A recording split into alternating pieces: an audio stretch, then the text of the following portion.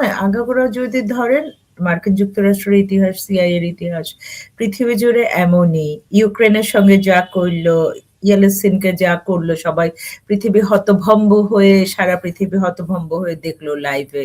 Trump যা করলেন, হ্যাঁ, যে ওর আগে লিখে দিতে হবে ওর যতগুলো খনিজ সম্পদ আছে, 42 টাইপস, যতটুকু মনে পড়ছে 42 রকমের ইউরেনিয়াম থেকে শুরু করে সবগুলো আগে ও পুরা বসা থেকে উঠে দাঁড়িয়ে গেছে। হ্যাঁ, তো বাংলাদেশে আজকে যদি বলি ট্রাম্প যা করছে, ভেনেজুয়েলার সারা রাত অভিযান চালিয়ে বীরত্বের সাথে মাদুরো আর তার ওয়াইফকে নিয়ে হাজির করলো। আর যেটা সাবির ভাই উল্লেখ করলেন যে হ্যাঁ, যেটা বলেছিলেন যে ইলেকশন ক্যাম্পেইনে ক্লেম করেছিল যে ভোট নেওয়া তার দরকার ছিল ট্রাম্পের, এ কারণেই সে দাবি করেছিল যে হ্যাঁ, মেক আমেরিকা গ্রেট। এটা ওরা গ্রেট করবার জন্য, এগেইন গ্রেট মিন্স কি আমেরিকা কখনো গ্রেট ছিল কি না সেটা একটা প্রশ্ন।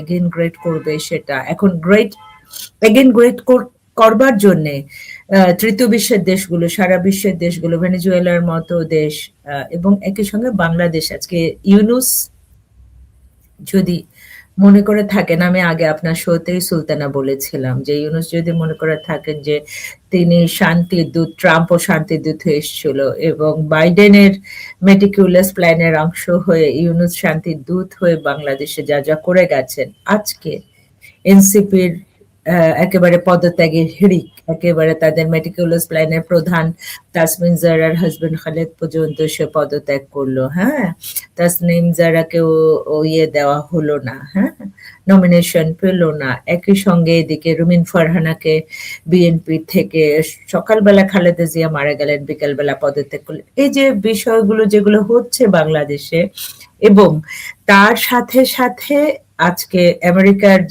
আমেরিকা যখন যাকে যেটা মনে করবে সারা রাত অভিযান চালিয়ে নিয়ে আসা, আর যা হোক, তারেক জিয়া বাংলাদেশে এসেছেন, কার অঙ্গুলি হেলনে বা কার কোথা থেকে সুতা নাচিয়ে যে তারেককে বাংলাদেশে এনেছে, এবং জামাত আজকে বলছে সকল দলের সমন্বয়ে, উরি বাপরে বাপরে বাপ, ভূতের মুখে রাম নাম, যে সব মতের পথের সমন্বয়ে নির্বাচন করতে হবে।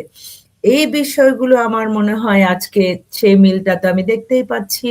আপনি মনে রাখবেন যে কিভাবে বঙ্গবন্ধুকে হত্যা এবং হত্যার পেছনে এই যে আপনার ইউএস এমবেসিতে যে মিটিং গুলো করা, এবং বৈঠকগুলো, সিআইএর বৈঠক, সিআইএ আইএসআই এর বৈঠক যেগুলো করে, গোপন বৈঠকগুলোতে জিয়াউর রহমান সহ মিটিং করে, এরপরে জিয়াউর রহমানের সিদ্ধান্ত, ফারুক রশিদ সেই মিটিং এ আপনার ইয়েতে বসা, কুমিল্লার বার্ডে মিটিং করা, ইতিহাসগুলো, এগুলো হত্যা মামলার যে তথ্য প্রমাণ তুলে এসছে, সে তো তুলে আনা হয়েছে, সেসব থেকে বলা।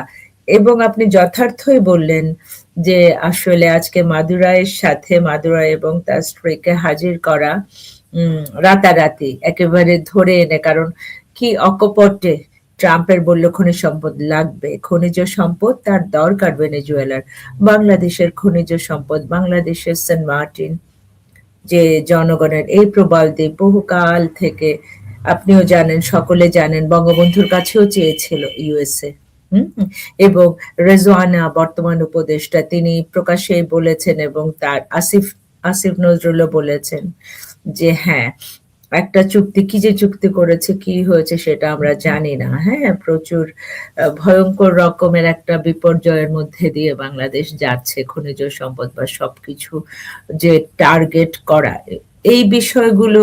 আরেকটা লাইন বলে আমি সুলতান আপনার কথার এ পর্যায়ে উত্তরটা একটু শেষ করতে চাই, সেটা হলো যে বাংলাদেশের গভীর সমুদ্র বন্দর একেবারে ধরে সবকিছুকে টার্গেট করে এই দক্ষিণ এশিয়াটাকে তারা দখলে আনার জন্য যে মার্কিন যুক্তরাষ্ট্রের যে প্ল্যান, যেটার কারণে পুতিনের কাছে ছুটে গিয়েছিলেন মোদি সহ, আপনার নিশ্চয় মনে আছে। হ্যাঁ, চীন, কোরিয়া এবং হচ্ছে ভারত, বার্মাও গেছে পুতিনের সাথে, যে এখানে যদি মার্কিন ঘাঁটি করে তবে তারা সকলেই একেবারে কবজাগত হয়ে যাবে মার্কিন যুক্তরাষ্ট্রের সিআইএর।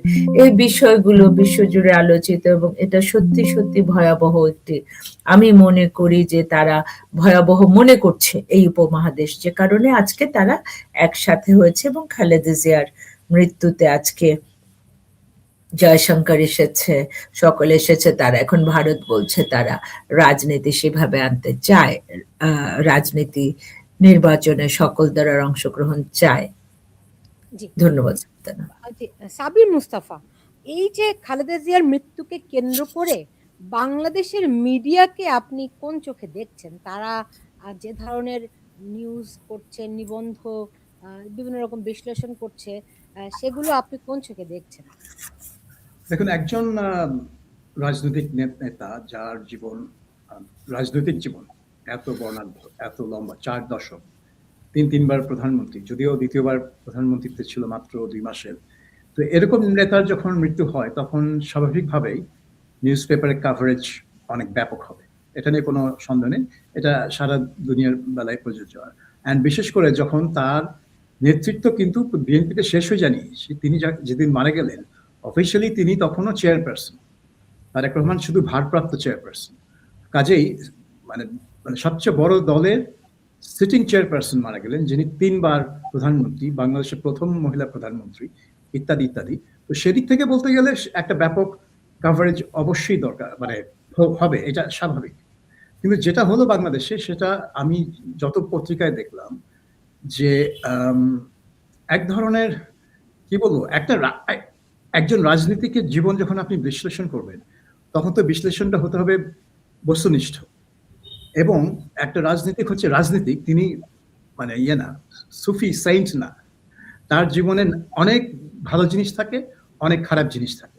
রাজনীতিক হিসেবে বিশেষ করে যখন তারা সরকার পরিচালনা করেন অনেক সিদ্ধান্ত নেন যেগুলো মানুষের ক্ষতি করে, যেরকম খালেদা জিয়ার আমলেই র্যাপিড অ্যাকশন ব্যাটালিয়ন তৈরি করা হয়েছিল, যে ব্যাটালিয়ন তার প্রথম 2-3 বছরেই 400-র বেশি মানুষকে হত্যা করে, বিচার বহির্ভূত হত্যাকাণ্ড। তো এগুলো দায় কে নিবে? এগুলো তো আপনাকে বলতে হবে, এগুলো তো আপনাকে সামনে আনতে হবে। 2001 থেকে 2006 সালের তার যে শাসনামল, সেটা তো খুব মধুর ছিল না।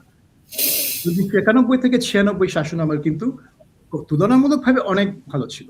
ওই সময় দেশটা অনেক শান্তিতে ছিল এবং বিশেষ করে মিডিয়াতে এবং সাংস্কৃতিক অঙ্গনে অনেক উঁচু মানে পর্যায়ের স্বাধীনতা ভোগ করা যেত।